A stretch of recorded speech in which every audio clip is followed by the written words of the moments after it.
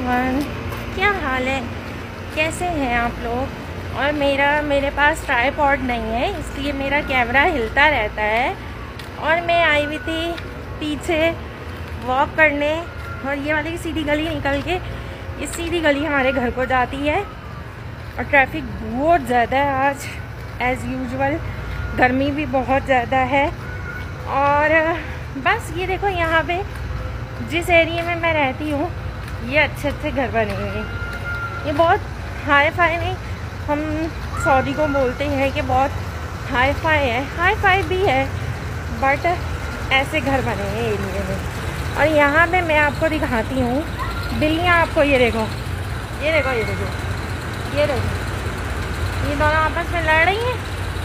और ये ऊपर बैठ के तमाशा देख रही है, ये वाली ये दिख रही है।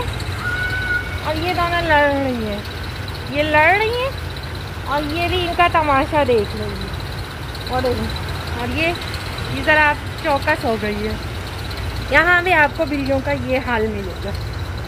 इनकी लड़ाइयाँ आपस में ख़त्म नहीं होती हैं, हम इंसानों की भी नहीं होती हैं। और ये वाली गाड़ियाँ कुछ ओल्ड है, पुरानी। तो ये मेरे एरिया का हाल है और मैं आपको दिखा रही हूँ, देखते जाइए। और मिलते हैं नेक्स्ट वीडियो में।